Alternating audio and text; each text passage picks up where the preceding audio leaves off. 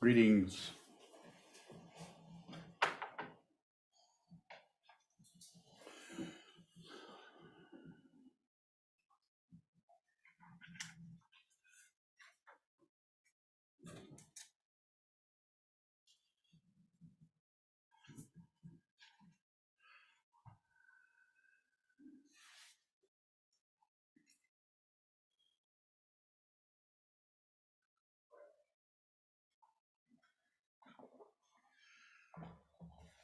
This evening's Dharma talk is something I've talked about quite a bit. I think we looked and tried to find if it was, we'd already given this talk, and I guess I've given several talks, all with varying titles that are address the same situation.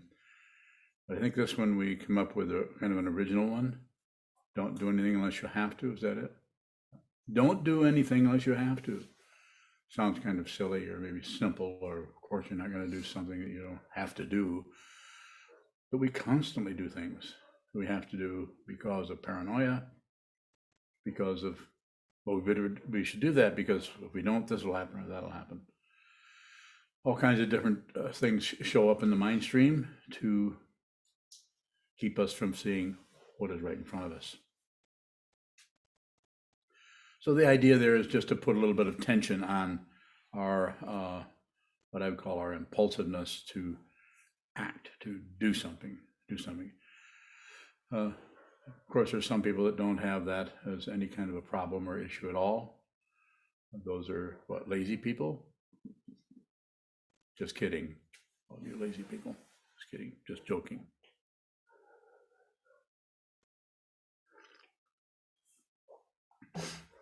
Interesting that by doing that, then you see you're there's much more clarity around that which you are doing. Then there's much more understanding about what you actually really have to do. Life becomes quite a bit simpler, you could say. And one of them I would include right up at the front is don't even meditate. Don't practice Buddhism. Don't do anything unless you have to, because if you do it kind of what does that say? A half donkey? Yeah, half donkey. Then that's problematic. Some people are smiling and some people are not. I had to say that. That's why I said it. It was not an impulse, though. I don't have any impulses. I'm totally spontaneous all the time. Some people are grinning at that too. So I'm serious about that. I mean that. Don't go in any direction unless there's some kind of understanding about what you're about to engage in, what kind of activity that you're moving towards. It makes, as I said a moment ago, it's much more clear what you actually are doing, and then you see much more clearly what you really do have to do. And hopefully, I don't use that word much, but hopefully it's train your mind. That's one area. Well, I might even put a little pressure on you that if you continue to show up in front of me or listen to me, I might say that over and over again. And you might say, I don't really have to do that. Do I have to do that? I would say, no, you don't have to do that, but you might want to look at it really closely. Because if you don't train your mind to see clearly who you are and what this world is, who you actually are, and what this world actually is, instead of our ideas, our imagination, our guesswork about who I am and what I can do and what I know and what I'm good at, what I'm bad at, what I'm mediocre at, so on and so forth, and what the world is and what people are that seem to show up with all the different variations, all the whole spectrum, whole rainbow of human beings. That's why it's so important to receive what's happening. If you're doing something you don't have to do, then that whole area starts to get obstructed as far as actual, even relative, not just ultimate insight, not just wisdom, but just a lower level of prajna that just sees what is appropriate and what isn't. If you're operating out of any kind of cover up, sometimes we do things just to cover up. I always use my mother, example of my mother as an example who of someone who, anytime she was unhappy or had difficulty with anything, would just clean house, even though it was spotless. I guess that's probably why I'm kind of messy. So I lived in a totally spotless environment all the time. My mother was constantly putting things away, putting them back in the cupboard. But it was kind of a cover up as I look back over it, onto it. I don't recall that at the time. It just seemed kind of confusing. Why would somebody do things they don't really have to do? Well, apparently she had to do that. She had to keep cleaning, keep doing something. Some people just might have some other kind of activity that is what I call a cover up. I think I talked about cover ups a few weeks ago. So it seems, you probably noticed that if you listen to me very much, I kind of am giving the same Dharma talk over and over, different words, different angle on it. But basically it's about train your mind so you don't have to get your understanding from me or even from the Buddha. The Buddha was here to encourage us to see what is true, and he spelled out what it looked like to him. And people who practice Buddhism have studied that, and if they continue to do that or teach it, they're either teaching what he said, what he talked about, or their interpretation of it. That also shows up out there. The downside of it is it's not exactly what he was talking about. The upside of it, it keeps the whole idea, the whole culture of Buddhism alive and moving. Might be some big gaps in it somewhere due to some teachers' inability to see clearly what the Buddha was pointing at themselves.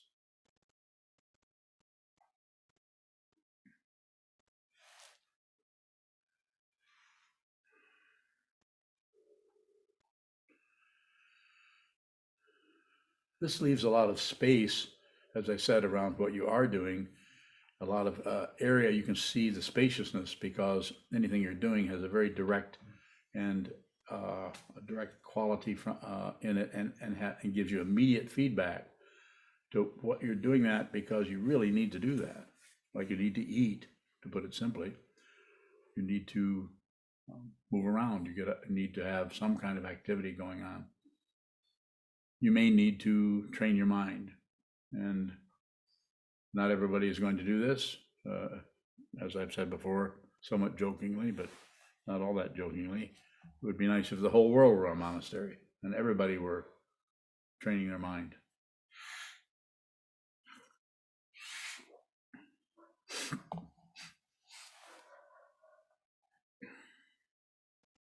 So I'm not sure if there are questions that arise in that area. It's a pretty simple statement. I think that if we to say a little bit more before we go to questions, I really want to emphasize that the clarity about what is arising begins to show up if we're putting a little tension in that area rather than just leaping into this or leaping into that.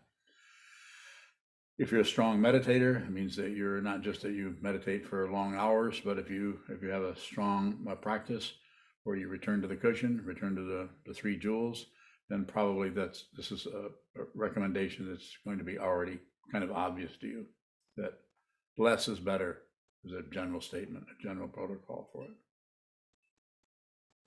Any questions at this point?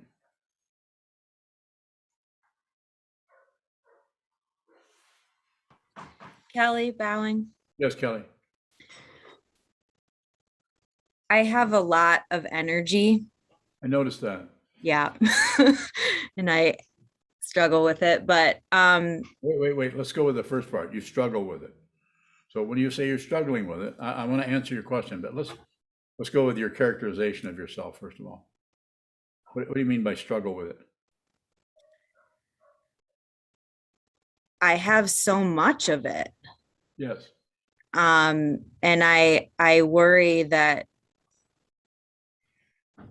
it gets in the way. And my question is that amount of energy, is it only confusion? Bowing. I wouldn't say that it's only confusion, but there could be a mixture of clarity around the confusion. and the confusion itself. And some kind of differentiation is going on in such a way that you probably can't get a good reference point on it. That's why we create the reference point. We create a reference point that you may not do naturally, although some people could. And sit down and watch the movement, watch the clarity, or watch what seems like clarity, and watch what is confusion or what seems like confusion, and just watch what that does without doing anything with it. In other words, that's why I brought up or mentioned or commented and asked you about struggle, because the struggle gives the ego the illusion that at least I'm struggling.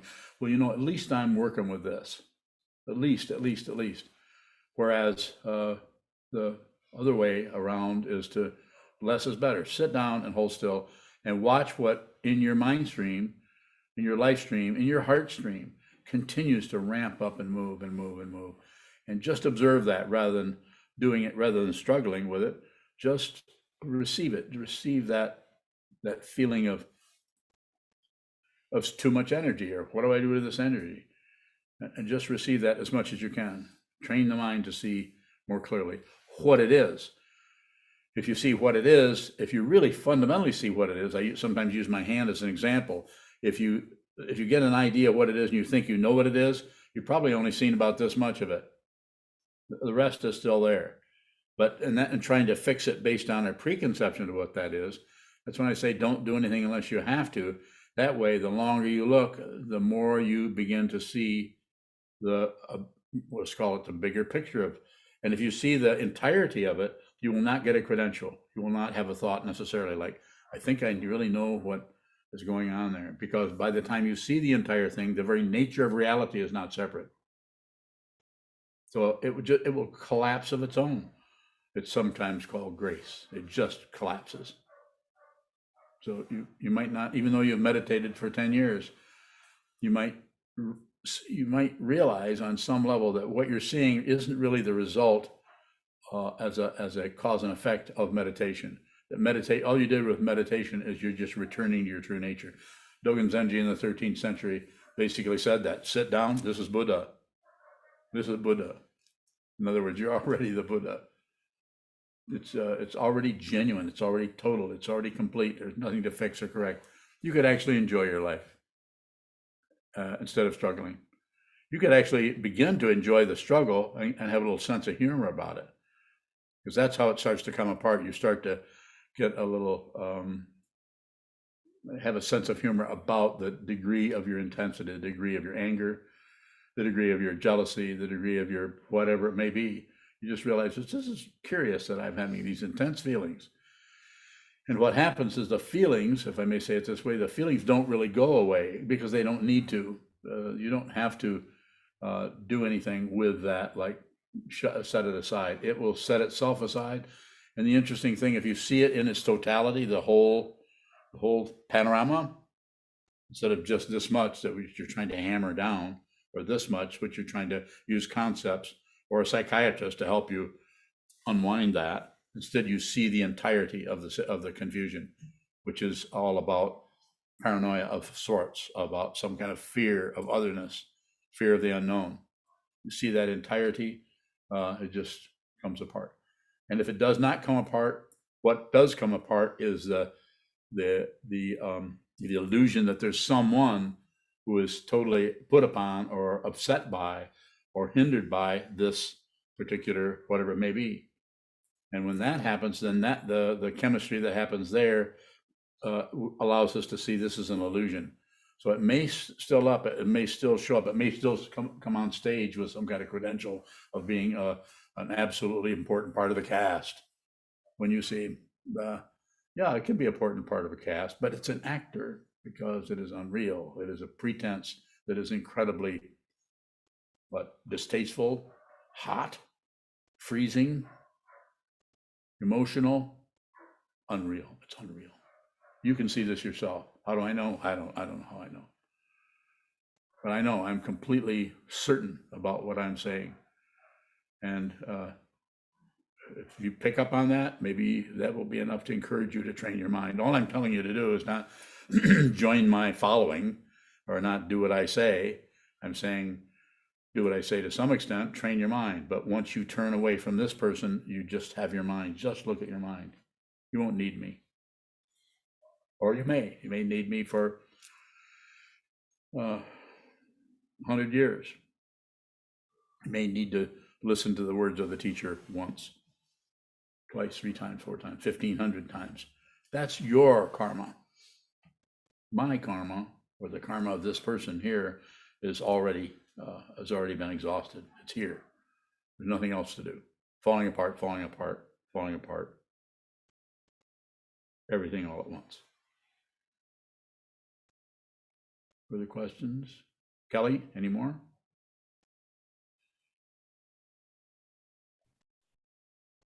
Dan laughed as soon as you said that. Yeah, I probably do have more questions about the energy, but not right now. Thank you. Bowing. Welcome. Thank you for the question. Good one. Very good. Choicelessness bowing.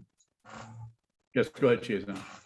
Does not doing anything unless you have to change at all when you've asked somebody to be your teacher? Bowing.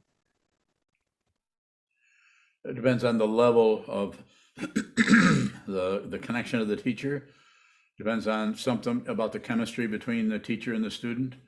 It probably is going to change. At some point, one, in my situation, and I'm not saying this is true with everybody or should be, but at some point, I basically just turned my life over to my teacher. I didn't tell him that. I didn't say, here, fall at his feet. No one was falling at that guy's feet, but they were students of his. So I was too terrified of him. So I stayed away. And I could say that if I had to go and have the interviews that I had with him, I had to do those, and I was afraid of those because I didn't want him to see me. At the same, it was like trying to figure out, I don't want someone to see how insane I am, yet I don't have any choice. It's either I have to go do this or I'm probably not going to be able to live. So it was like a life or death thing for me. I'm not saying this is true for everyone. Of course not. But it was for me. And so I did that. I had to do that. And then after that, what I had to do was what he said, which was what? Train my mind to see. Of all the times I talked to him, which was only 4 that I recall directly, what he said the most was keep sitting. That's what he said the most. He had a few other things, but that was the important part. You keep sitting, and I took that to heart, you could say, and I did quite a bit of it, in spite of being very lazy. Further question around that, Cheza? Choicelessness bowing.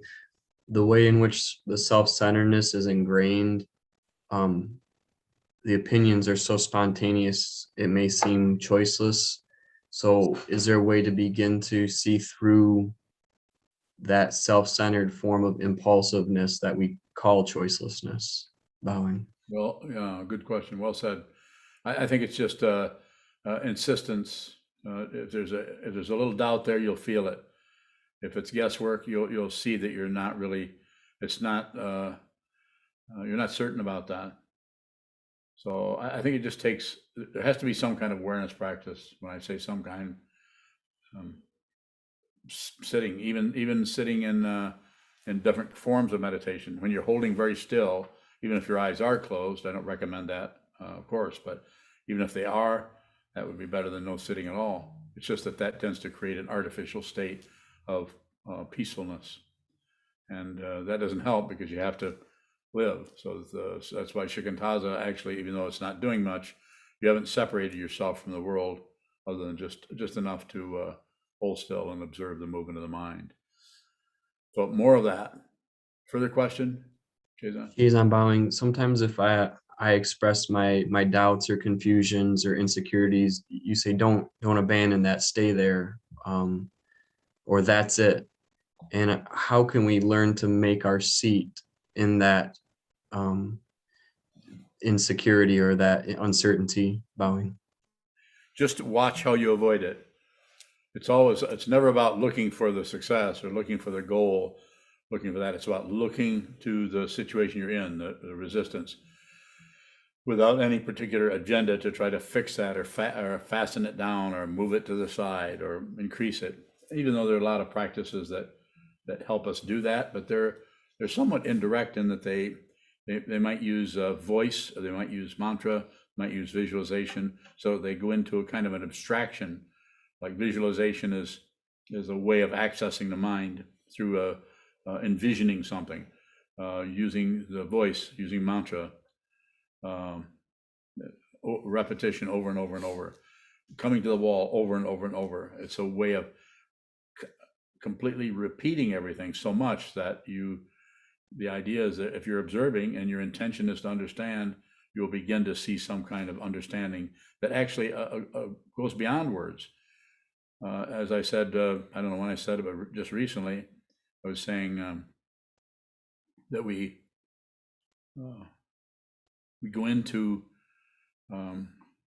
if you see what this is, in order to talk about it, you'll have to back out of it to some extent, back into the intellect, back into the thought process to be able to talk about it. And then you may be able to talk about it, you may not.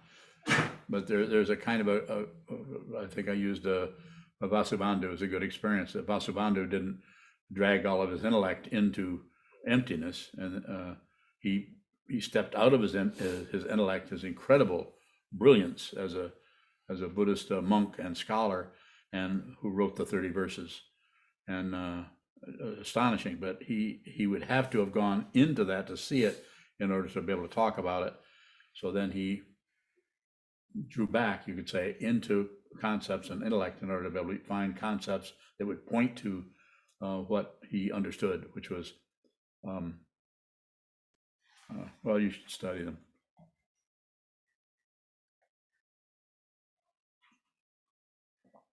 Thank you. Certainly.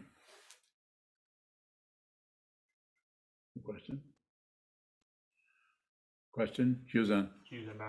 If we think that we do or don't have to do something, is that a misunderstanding or extra?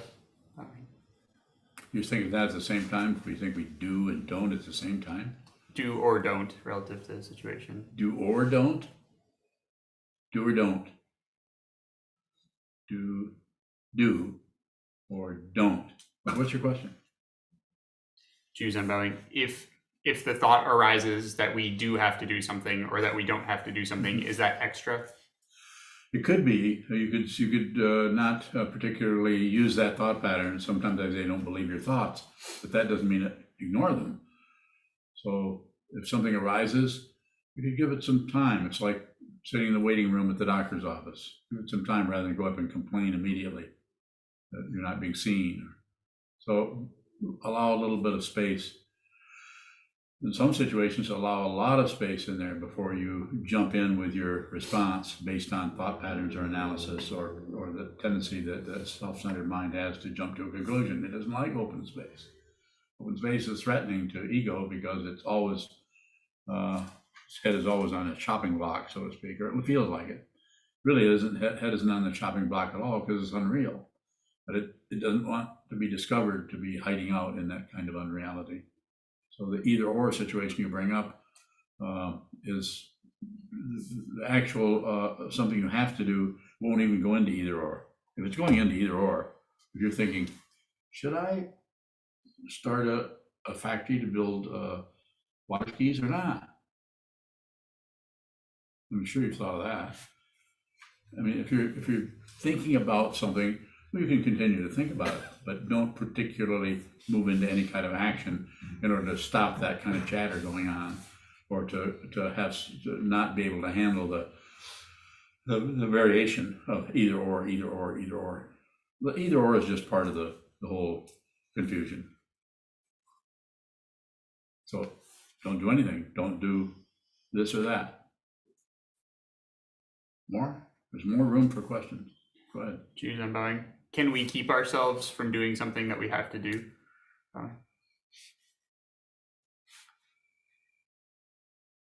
Probably not. I think that could show up as someone who has no mind training and is doing excuse me, it's working out of a extreme, the prison of the three poisons, passion, aggression, ignorance, and has maybe undergone a lot of, common word is trauma, yeah, then that could happen. But as a meditator, someone, especially in your situation, you're a fully ordained monk and you've been practicing for years, you're unlikely to run into that kind of, to something that is that severe. But you can ask more if you have it.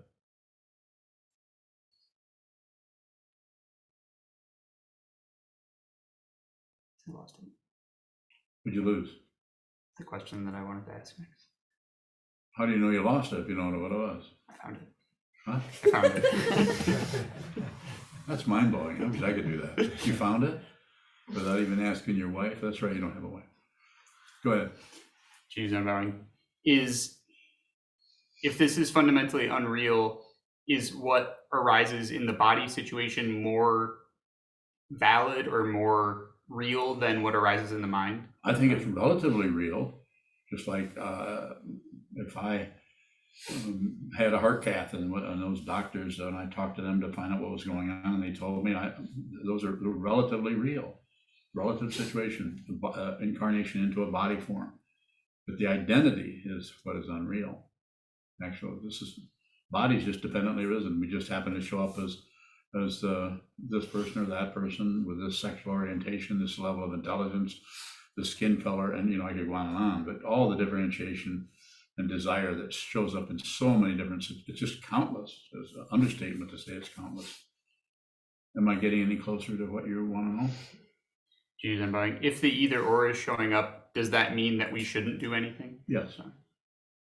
If you're going back and forth at all, unless you really understand the quality of that, and you're no longer perplexed by that either or, then you might see in the midst of the either or, you might see the actual path, and it might not be either. It may not be either.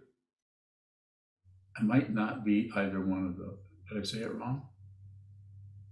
Oh. Maybe something totally different than the two that you were bouncing around with.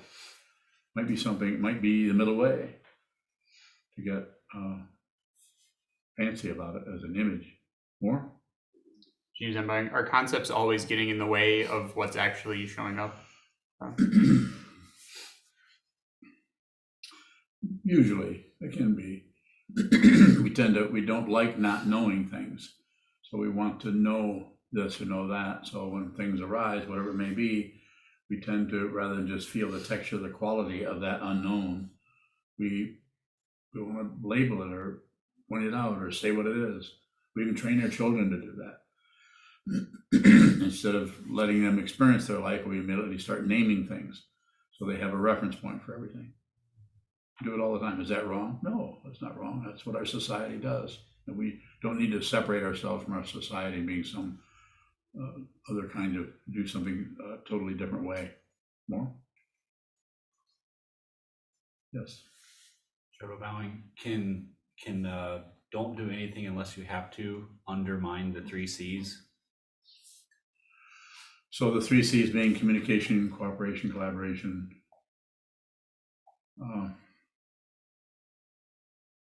Probably not. I kind of see where you're going, but if you get wound up in concepts about things, concepts about something, then that probably could happen. But it just, the mind is like a big knot as far as a confusion, as far as the ego, as far as hope and fear, as far as getting somewhere and fearing we're not going to get somewhere, as far as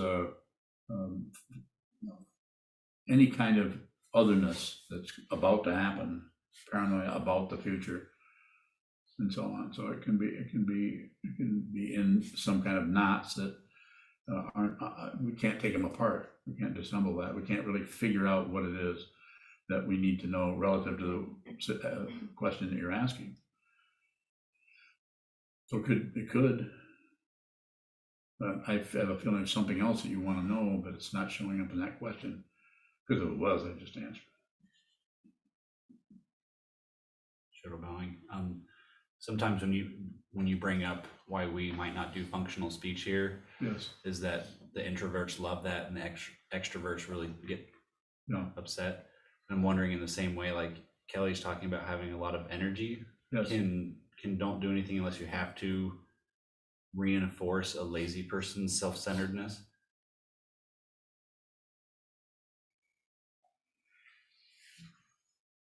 I don't think so. Not in the way that I'm talking about it, because this is not going to work unless someone is practicing mind training, unless they're training their mind to see clearly, and they're a little bit fed up with the shenanigans that go on in the mind about giving us a hard time about things, and we can see intellectually. We say, we even say to ourselves, this is crazy. Why am I perplexed by this? I can see that this makes sense in a relative way, and yet I'm really upset about something. So anything can happen in that area of confusion. But if you're training your mind, then it's a lot less likely. And then, of course, that again is also situational. It depends on how long you've been doing this to some extent. Not that you can get a graduate degree or something after 10 years, but some relative situation that might be untraceable, probably is untraceable to actually find some kind of cause. The most important thing is to watch what moves rather than try to find its source. More? Thank you. You should. A question from Spool String. Go ahead. Can you remind me what is happening when I feel pushed into anxiety, paranoia, hatred, etc.? I struggle with uncomfortable times. Uncomfortable. Times. Oh. So causes and conditions, dependent origination, things coming from an apparent past, showing up in an apparent future, are untraceable. And so when the very edge of that, or the first showing of any of that comes up, we begin to react, to push it down. We begin to react, to abandon what's happening for the justification, like which could be what you're saying. What were the last few words you used there? Anxiety, paranoia, hatred, etc.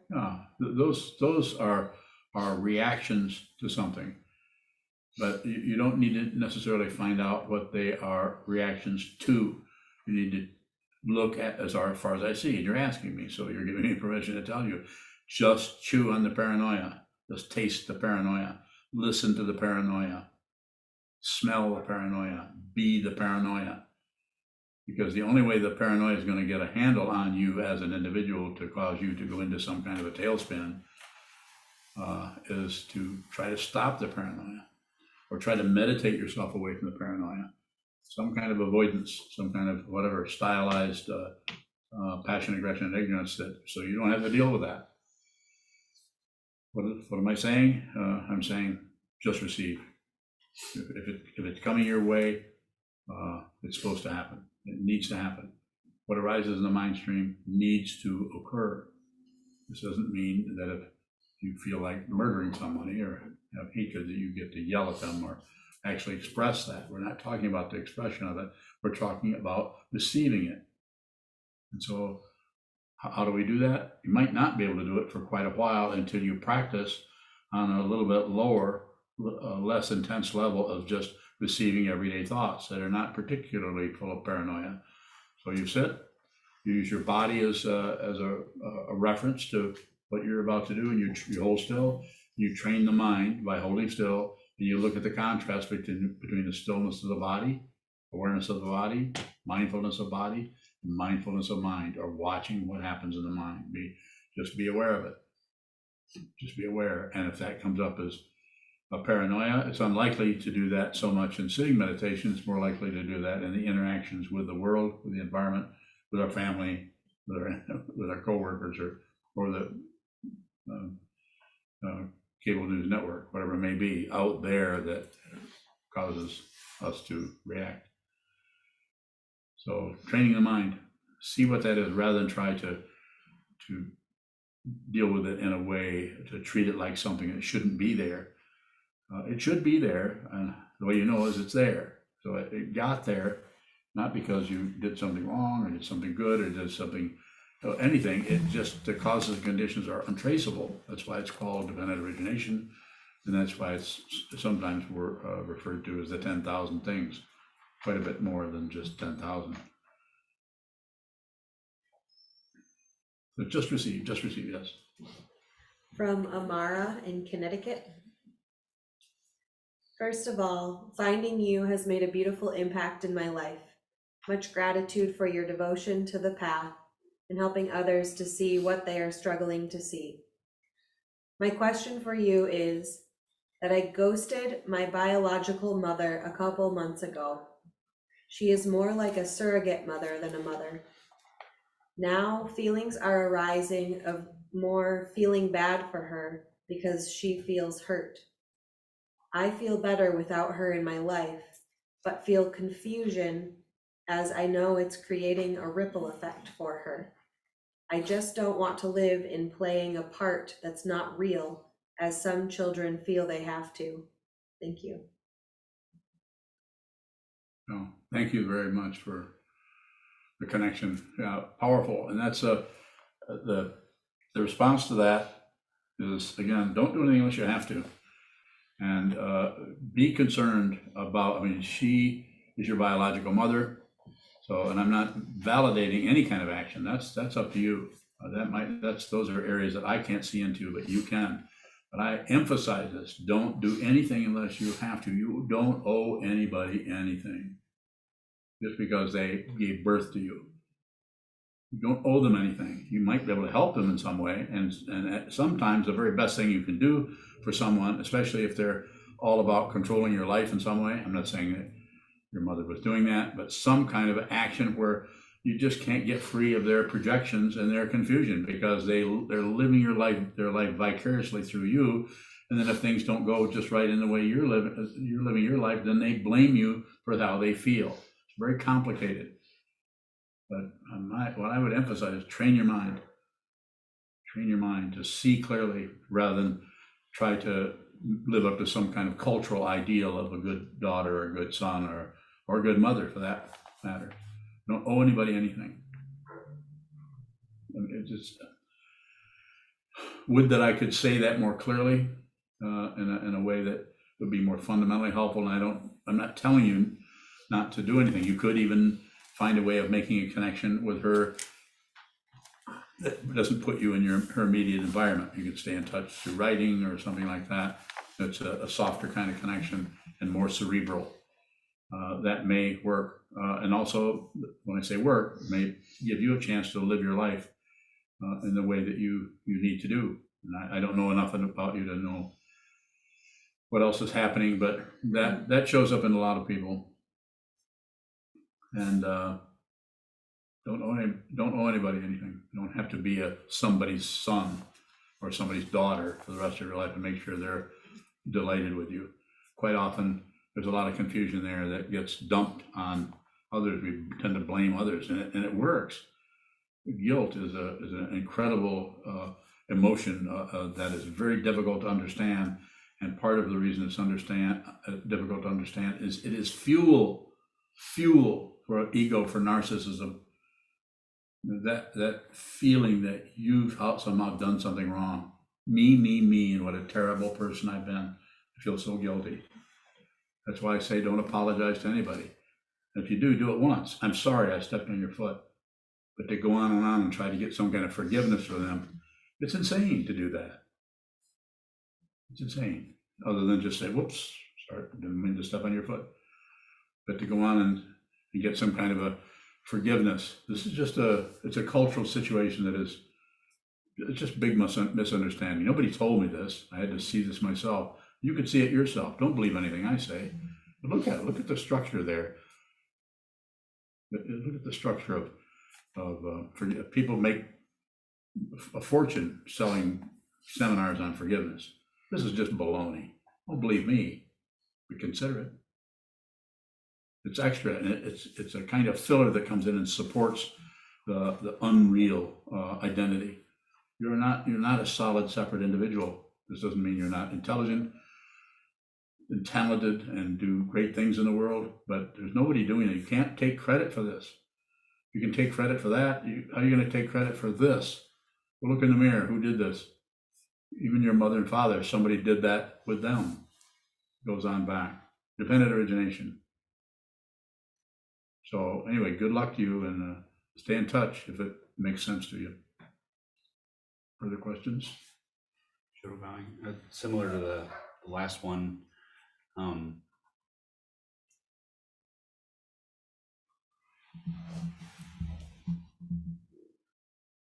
Family? I'm thinking about like going home for the holidays and visiting. And Yes.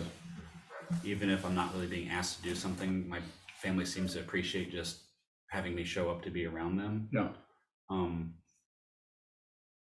Is it unkind to keep that from them? I don't know. Well, yeah, it's so situational. With your, I've talked to you a little bit about that. I don't think there's any problem with going to visit your folks for holidays, and I don't think there's any problem with that. It's when there's some kind of grappling hooks going to you, so you have to stay there, and people will use guilt, maybe not directly, but they know that you're sensitive to that, and they will use that to control you. People waste their whole lives trying to control other people.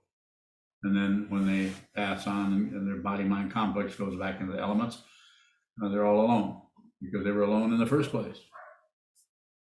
You're totally alone. You just don't know it. More? Shadow bowing. I think Junji was asking me, and like when I sit and look at it, I don't really want to go home, but I feel like I have to. Is that something I have to do? Well, the way you're describing it, no. But you have to work with that feeling of whatever guilt or yourself. I'm not going to tell you. I might tell you some things to do because you're a monk and you're a student of mine. But I'm very careful what I tell anyone to do. I watch what people do, and I don't particularly, if they're close students, I don't particularly agree with it. But they have to see that. I'm not going to step into somebody's life stream and interrupt it based on something else I think should be happening, because I might not be as clear about what that person's karma is. You need to live your life. You may need to be a monk. If you need to be a monk, I can help you, but you better convince me that you want that. You can't just come and join a club. There's no clubs here at all. More? Shadow bowing. It just seems easier to keep doing it the way I've been doing it, even if I don't want to. So you are lazy. Yeah. Go ahead.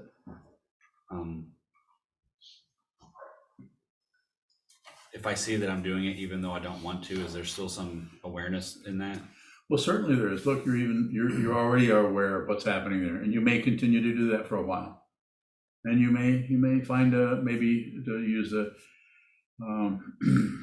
Buddhist word upaya, or skillful means. There might be a way of doing that wouldn't create too much chaos for them or difficulty for them, where they might even begin to understand what it is that you're doing. It's possible to do that, but you can't do it with a thought process. It has to be done by not producing thoughts about it. It needs to be done by receiving, and sometimes that's extremely painful to receive, because when you start receiving as a bodhisattva, which is a vow that you receive, it's uncomfortable to receive other people's suffering, especially when their suffering is they get rid of their suffering by blaming you. That's how, if you blame anybody for anything, even if they actually did it, they actually did what you're blaming them for. If you blame them, you're getting rid of your own discomfort by shoveling it off on somebody else or uploading it to someone else's mind stream. More? Thank you. There's got to be more there. No? No? Come on. No? Okay. I can make something happen. You have to make it up. Junju. A question from Karen Camilla. All right. While sitting, I attempt to hold in my awareness some of your slogans, specifically "Don't add." How do we meet the intersection of just observe, not adding, while being genuine? Sometimes I feel I am not even genuine with myself. Well, the last statement, that's awareness. You see that there's, on some level, we're just not being genuine, not being honest with it. There's some kind of self-deception going on. And that is nutrition. The self-deception is nutrition for the self-centeredness. but the awareness that's there can be taken up by the ego mind and made, well, at least I'm aware, at least I know that I'm fooling myself or something. This is why it's so necessary to sit in front of the wall a lot.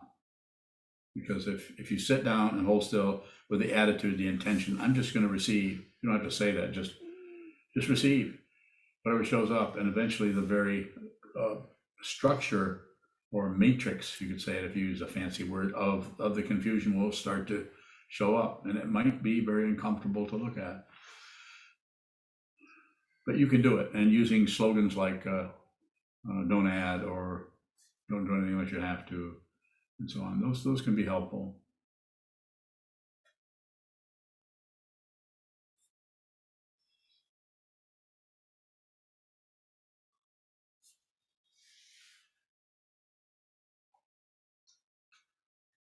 Wando.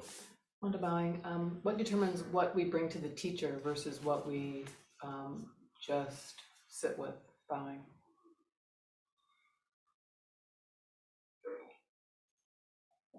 I think it varies with each person, and it just varies.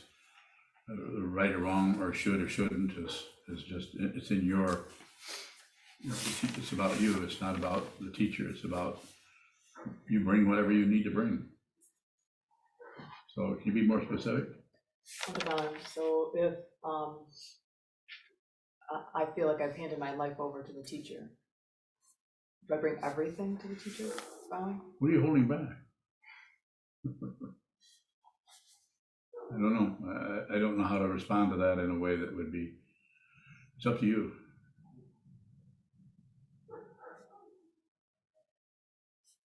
So all I have as an example of my own situation is I did, but I'm not requiring anyone to worship me or fall at my feet. I don't have a requirement.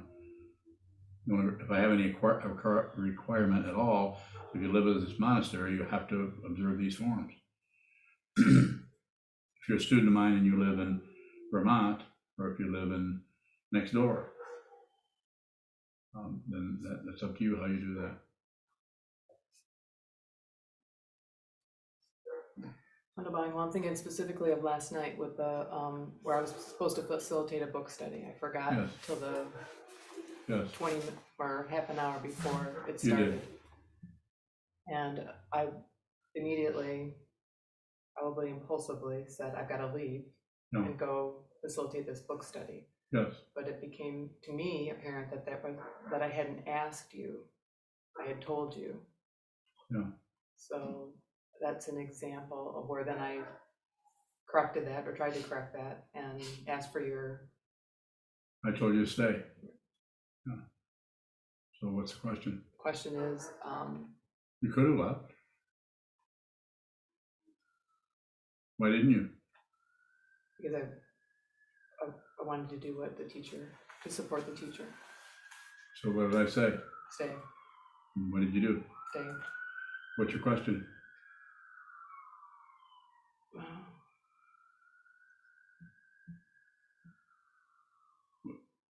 Go ahead. I basically want to know, should I have gone to the teacher first?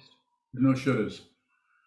This don't work. They satisfy the ego mind. Well, I should have, well, he should have. I mean, I do this myself. I look at somebody doing this and I might think, well, they shouldn't be, but they should, but they should. But I'm just as full of the confusion as anyone else. What's different? What puts me on this platform here to even talk to anybody about anything? I don't make any claims. That's a rhetorical question, which of course you have to answer. What is it? What is it? How does it look to you? Well, why is it you, when I say why, I'm just saying the whole why, or what is it when you say, I have to go to facilitate a book study.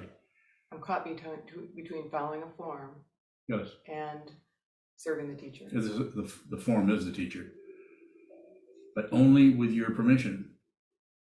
Nobody is being drawn into some kind of an activity of being a slave or a follower or a devotee who always obeys. I'm not saying that that doesn't happen in the Tibetan tradition, possibly in the Chan and Zen tradition, and I don't know about ancient India, but not anymore, at least not in this teacher-student relationship.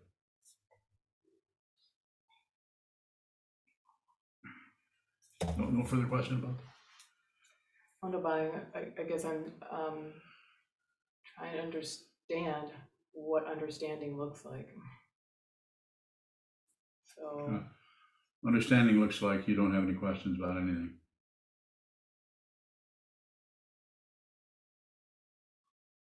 and so because I have questions about this, is You're a student. it understanding? It's understanding that you have questions. That's why I say probably more than you want to hear about is ask me questions. What is it you want to know? I get lots of questions that come up as a combination of statements with little question marks after the comma or something. But there's something like that. But what do you want to know? Because that's the way that I can teach or respond directly about what this looks like to me. Because I've not gotten rid of it. I'm not any less confused than I ever was. There's still confusion, but there's no solid self here anymore. It's quite humorous to see that emotions can come looking for an emotionator. Hello, anybody here want this emotion? I'm feeling this. And it's looking for someone to object to that emotion or agree with that emotion. This is what I'm endeavoring to point out to you. You, who you actually are, if you see what this is, you're not even in this world anymore, even though there's a body here that is highly active. You've already transcended this world. Should you believe that? No, don't believe anything. Believing things makes them relatively true. Disbelieving things makes them relatively untrue. And ignoring them makes them even more cloudy. Don't do anything with it. Further question? Not right now. Junshu bowing. If you ask us to observe forms, why did you ask Ondo to stay? I didn't want her to leave. I really like her. It's very simple. I'm not saying it's simple for her. It's very simple for me. Perhaps if she had said an hour or two beforehand, I'm going to be leaving at this time because I have a book study to facilitate, it might have been different. But she was saying that as she was going out the door. And I said, oh, go ahead and go.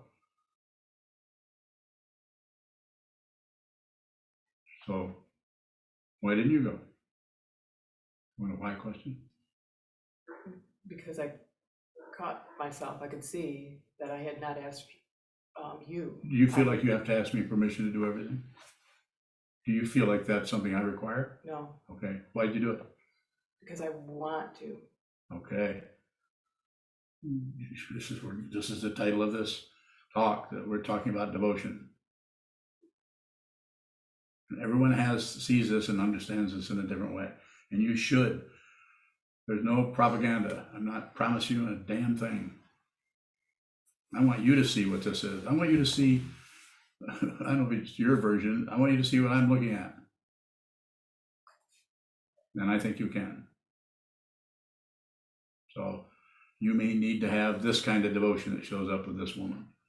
Some people look at this situation and are concerned about Ondo's devotion to this old man. And other people are not. But it has to come from you. If you just pick something, I'll pick on somebody here like Terry DeParent, who is on the, and I don't think he'll mind me using his name or referring to him. Terry's very devoted to me, but it's Terry's form of that, not anyone else's. It's his way. I don't require anything of Terry. And Terry really doesn't require anything of me. And he stayed in touch with me for, I don't know, 10 or 12 years, way before there was Zoom, way before there was COVID. way before Terry became an old man.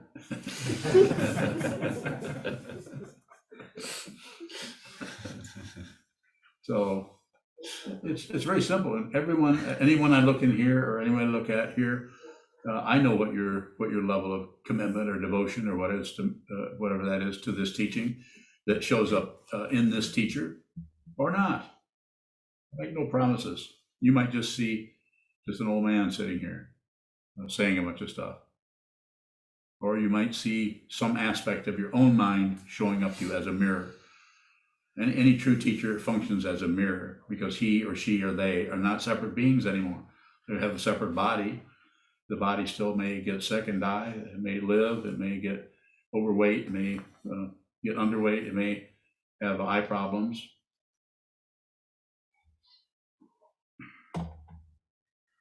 Further questions? Since you bowing, yes. I have an image in my mind of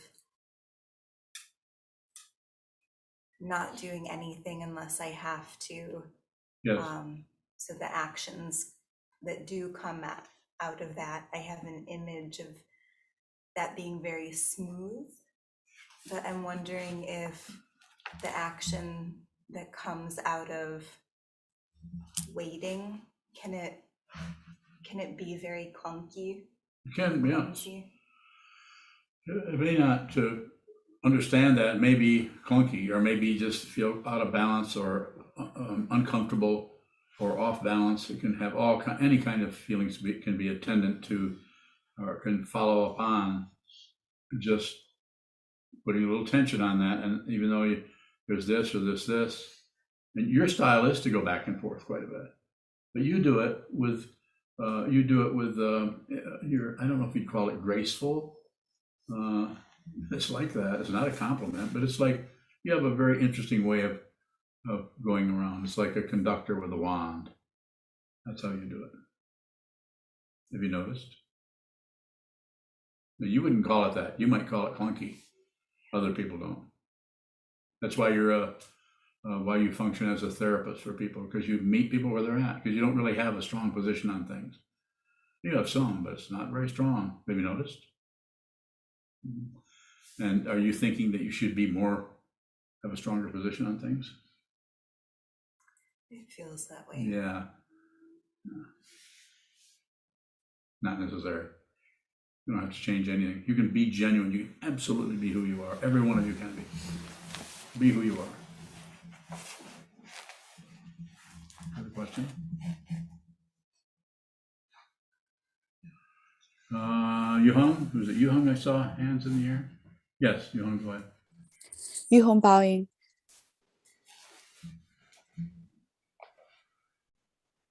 So don't do anything until you have to. It's the idea of free oneself without the grasping of three poisons. Did you say freeing? Yes, yeah, free oneself without the grasping of three poisons. Yeah, there's yes, you have some insight by asking that question. I would acknowledge you have some insight in it. That's not the whole picture of the situation, but yes, it's about not being seduced into this or being scared or terrified into this, or being so put upon the only thing you can think of to do because passion doesn't work, aggression doesn't work. So you just close down and just don't think about it. I'll just look at something else. I'll watch television. I'll do the dishes, or as my mother would do, clean house. We just avoid it, some kind of stylized avoidance. But what we do as meditators, not necessarily right in the middle of that kind of a difficulty, but we do day after day. We come and return to the cushion, return to the wall, turn, see what this is for yourself. Liberate yourself by looking at the prison. Liberate yourself not by imagining some kind of a mind that feels free and is at peace with the world and all bluebirds and blue skies and black and blue spots all over your body that you don't care about anymore. Want me to keep going? Look at the bars. Look at the walls. Look at the containment of our fear that holds us in place. Just look at that. It's unreal. There's no one who's in prison.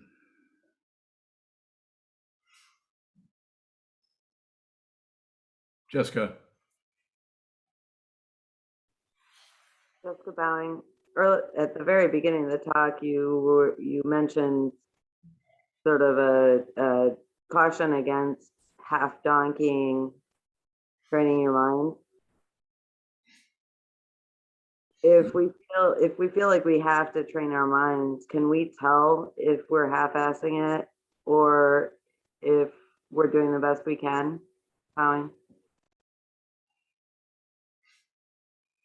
I think it's possible. It shows up with so much variation there, but it's important to have work with this is how the three jewels can help you. The Buddha, the Dharma, and the Sangha, the teacher, not the historical Buddha, obviously, but it's someone who has enough understanding that there are people who are studying in this situation. We're studying the Buddha Dharma through the way that it's being expressed.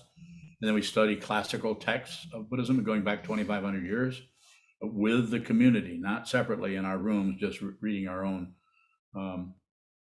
liner notes or whatever. We actually study this with others. And then the teaching person is also comes in. So you have the three jewels there in our situation every day in some form, sometimes more than that. And so doing the best we can, I think that's, if that is happening and that's what we're saying, then we may have to say that. We have to encourage ourselves to keep going in that way, if that's what you're asking me. If you're saying that, then there's probably a pretty strong understanding of the self-deception or the confusion that you're already creating yourself. More? Jessica Bowing, in the confusion of internal wars, I'm having trouble telling.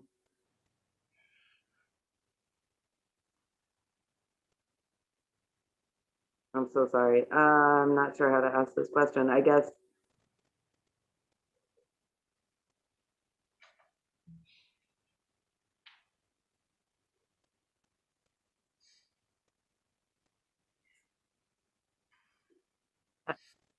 how would we know if we were half-assing it, and what would we do about it if we were Bowing?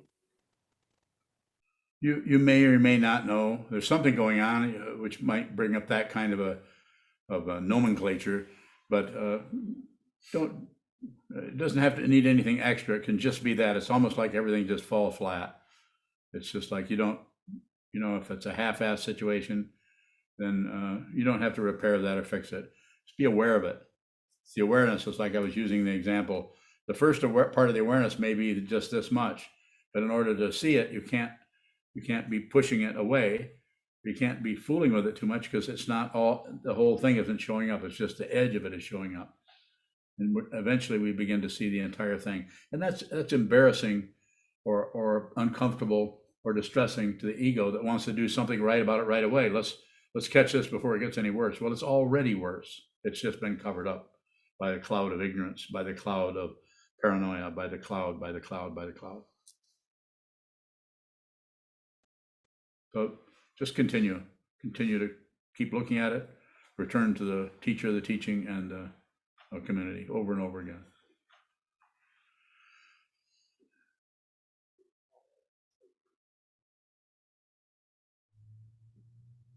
Any further questions here on Zoom while I'm looking at all of you? We have 34 people, so some people I can't see. That doesn't mean that you're not there. I'm not hearing anything, so I'm going to go hear anyone here. Yes. Another question from Spool String. Yes. The more I sit, the more unhappy I feel in day-to-day life, but the more awareness I seem to have to be able to move through duress quicker. Does that sound like I'm in the right direction? Sounds good. Pretty good description. You don't have to get rid of anything, But it's going to, if you don't do anything with it, then because things are dependently arisen. So if you're interfering with it by pushing on it, then you're working in the very principle that is confusing you in the first place, which is dependent origination. So because you do have some say-so, the issue is we tend to use our say-so out of our fear, use our say-so, in other words, to move or push or stop this or start that, out of a confusion, instead of just relax, hold still. I mean, it's painful, it's difficult, it's threatening, but if you don't do much with it, then you notice that everything begins to change and has different shapes. And you'll notice that over time, that eventually you begin to see the walls of your mind. You begin to see that which contains you as a person, as an individual, as personhood, as svabhava, unreal. There shows up, has a resonance, has a frequency, has a color, has a depth, has a texture that's unreal. It's not substantial. Your actual identity is not limited to some kind of a person, or to a body, or to anything, or to this world. Not limited to it. Not separate. You're not separate from anything anywhere. As I said, don't believe it, consider it, reflect on it, see how it shows up in your mind stream, and see how it shows up on your wall. Look at the wall. Wall gaze.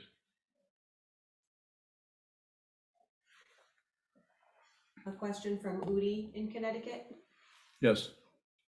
I sometimes have the experience of knowing the correct course of action for benefit of self and others, and then choosing to ignore it or do the self-destructive action. After repeatedly observing this as an awareness practice, is there anything else that I have to do? If I have the desire to stop hurting myself or others, should I not try to stop my destructive cycles? Or just keep watching myself make foolish choices that hurt and cover them up again? That's quite elaborate for a question, but I'll say yes. Train your mind. You're describing, and the upside of describing is quite often it's relatively accurate. But the downside of it is it usually ends with some kind of a conclusion, even though it's a low level one. And it's the conclusion that keeps the ego in its that the ego uses to keep its credential up. I'm somebody, and I'm the one who's confused, and I'm the one who's suffering, and I'm the one who's creating problems, and me.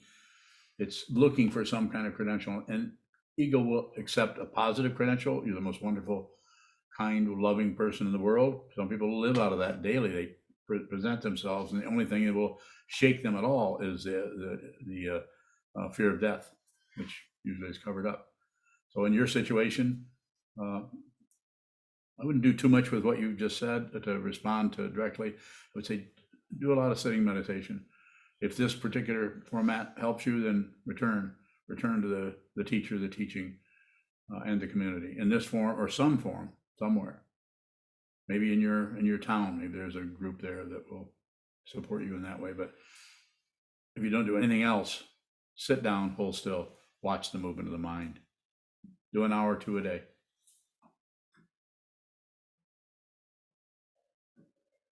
Are we at the end of our sojourn?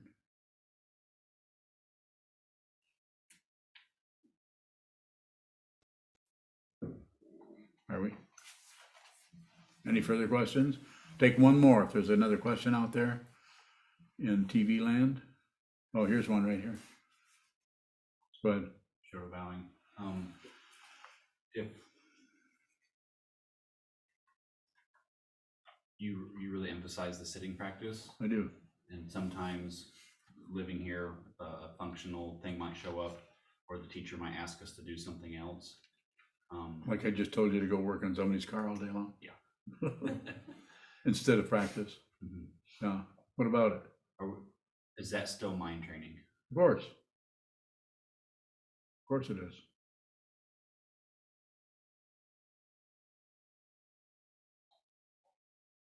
Go ahead. Sort of bowing. If we look back and it's been like 4 weeks and we've been having stuff like that show up a lot, should we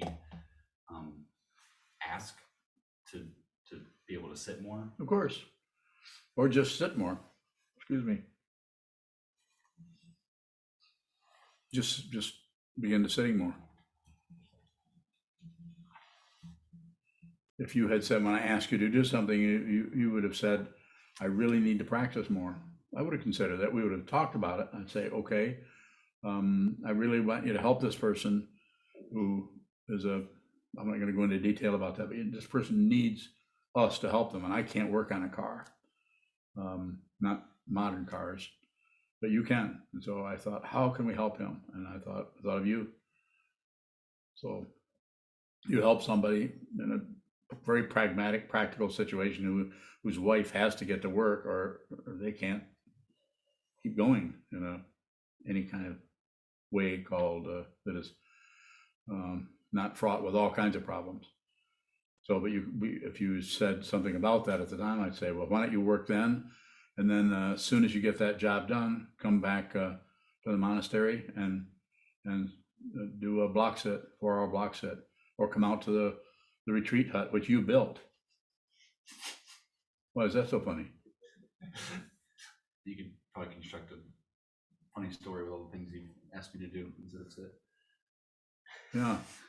Well, maybe I think you're already enlightened. You don't need to sit. That's what I thought. When Coben kept refusing to talk to me, I thought that's one of the things that went through my mind. Maybe he thinks I'm already enlightened. Maybe I don't really need any more teachers. This is in 1990 or 91. So, but I'm serious about it. You could, if that is showing up for you, then let's talk about it. That so far, that's not really come up in an interview that we've had that I recall. Not the way it's showing up here. Go ahead. Sure, it's not showing up lately, but it's just kind of between Ondo's and Junshu's questions. I know when I was Eno, I did have an interview and I asked if I could pull back from the Shisui function a little bit so I could focus on the Eno. What did I say? You let me do that, and for the rest of that form, I was like in the Zendo all the time. Mm-hmm. So I'm just wondering about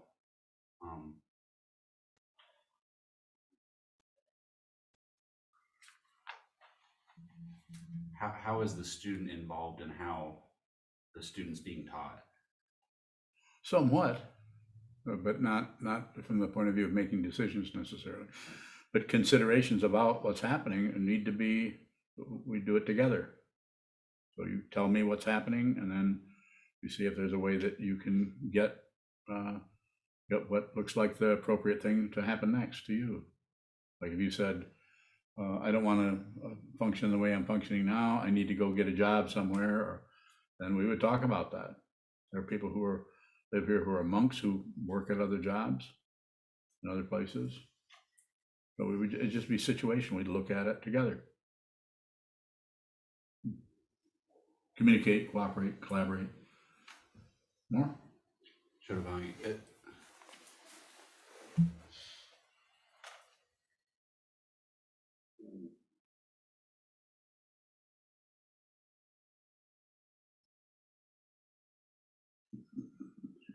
it's not coming up in a clear.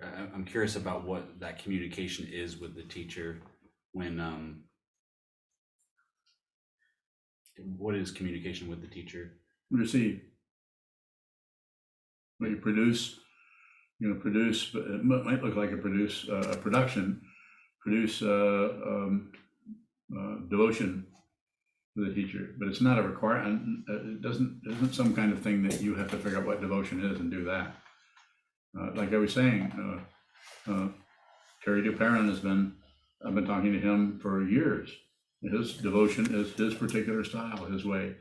He's never asked me for precepts. He's never even mentioned being a monk that I know of, that I can remember, because I don't have a great memory. And he doesn't need to, but he stayed in touch. So his way of working with his mind as a meditator is, I'm just using Terry because it's just a particular way of working with this. And you're here, you're fully ordained as a monk. So it's going to be a little bit stronger. I'm not going to tell Terry, you better go over here and meditate in the monastery. Terry meditates at home. Probably a lot easier than having an old man breathing down your neck.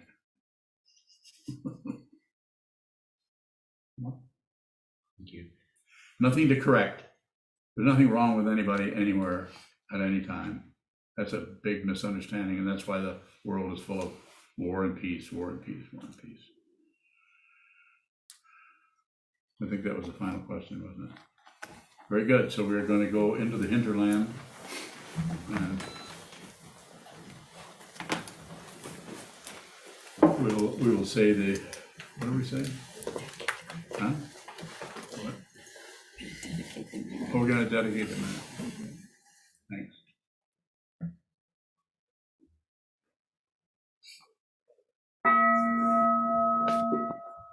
May the merit of this penetrate into all places, so that we and every sentient being together can realize the Buddha's way.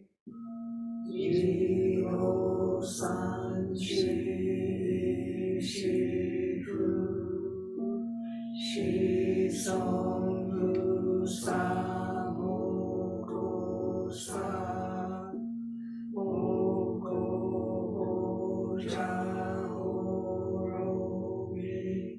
The 10 directions, the 3 worlds, all Buddhas, all venerable ones, Bodhisattvas, Mahasattvas, the great Prajna, Paramita.